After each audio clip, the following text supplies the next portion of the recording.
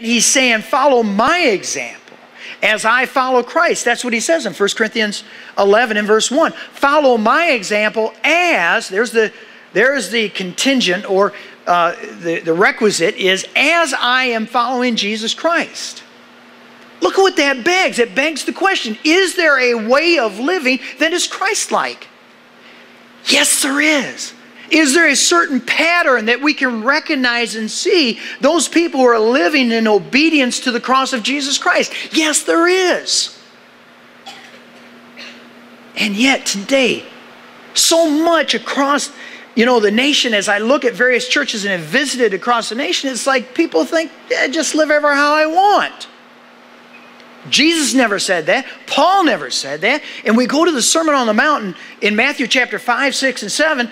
Jesus tells us very specifically how that we should live as people in His kingdom, as disciples in His kingdom, as subjects in His kingdom. And he gives us some examples, and he starts out with the Sermon on the Mount, how this whole thing's going to begin. Because until you humble yourself, you really don't care. You're going to continue to do your own way and your own will. And so he says, blessed are those who are poor in spirit. Because until that, you're not going to understand the kingdom of heaven. You're not going to be subjects in that citizenship, be a citizen in that kingdom, until you give yourself completely over to Him. And then he goes on, blessed are those who mourn, those who are meek, those who hunger and thirst after righteousness, those who are merciful, those who are pure in heart, those who are peacemakers, those who are willing to be persecuted for their faith, which supposes that they're speaking and living their faith. These are people that have lived in a certain way and according to a certain pattern. He talks about in the Sermon on the Mount the various types of ways that we deal with one another. He talks about, for instance, worry. So you can recognize, and there's a pattern of those who are in the kingdom. They don't worry about where they're going to eat, where they're going to live, what they're going to wear. We don't worry about that stuff. We don't judge others. We're constantly asking God for what we need. We're dependent upon Him. We live by the golden rule. In everything, do to others what you would have them do to you. For this sums up the law and the prophets. We love God. We love people. We understand the difference between those who are bearing fruit and those who are not, watching out for those. And then he finishes up here in chapter 7 where he says, therefore, everyone who hears these words of mine and puts them into practice is like a wise man who built his house on the rock.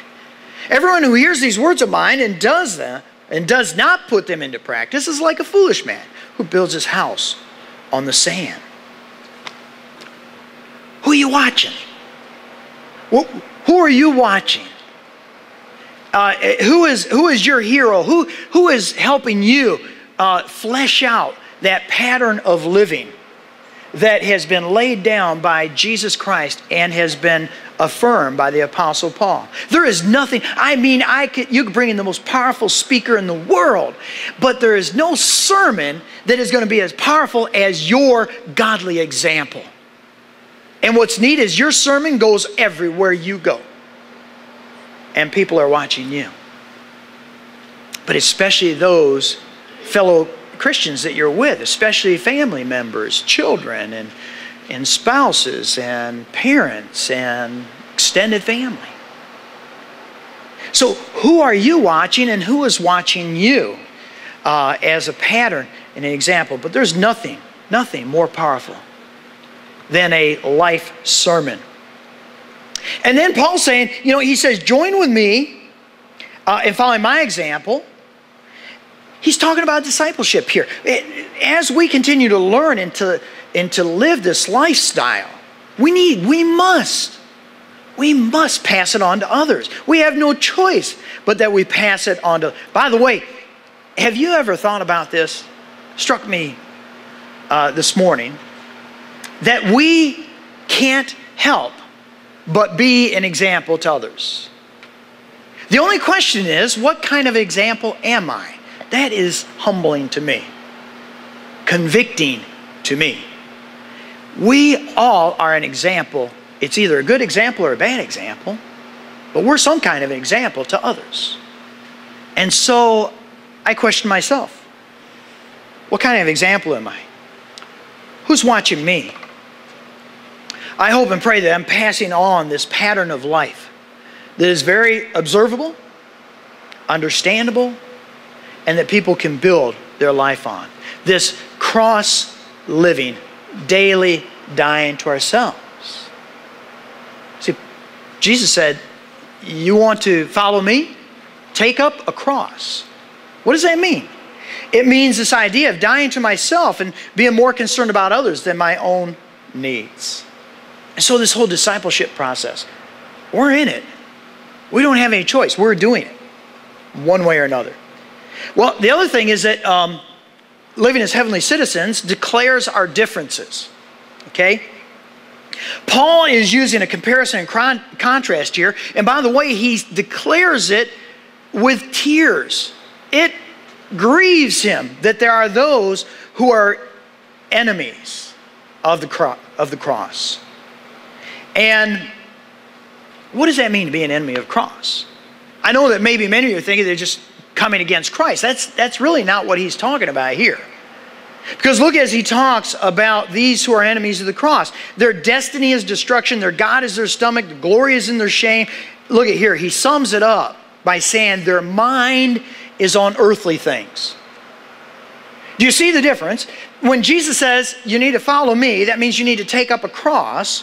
What does he mean? He means I'm denying my earthly desires and pleasures and stuff for the sake of the gospel.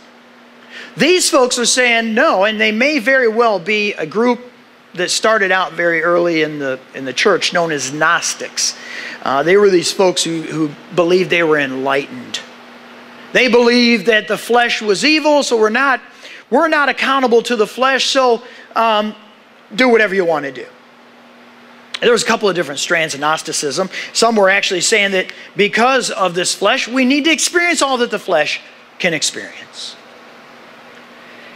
And so Paul is saying there's comparison and contrast here.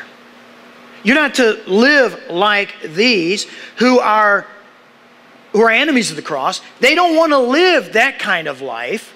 They want to live a life that they give in completely to the things of the world, the things of earth. They don't want to deny their flesh anything. And so Paul is very contemporary because that's what's going on today, isn't it? There are so many who go to churches and yet they come to an understanding of God's grace in the wrong way, as if grace is somehow a license to do whatever I darn well please. That's what grace is about, and it never was meant. That's a wrong view of what grace is about. It's a wrong view of what it means to be free. Not free to sin, but we're free from sin.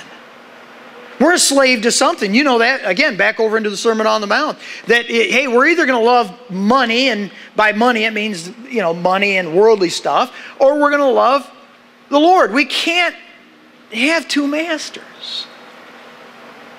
It's going to be the world, it's going to be the Lord. And Paul's saying there's going to be a difference. There's going to be a difference between the two. And I got to tell you, just as I was sitting here worshiping today, I was just thinking about how much I loved and how enthusiastic I was when I first became a Christian. Oh, I'm telling you, it's hard to describe that kind of feeling. I've always wanted that feeling again. You say, well, where'd it go? Well, I'll tell you where it went. And here's the struggle, is each other. I see Christians, and almost from as soon as I became a Christian.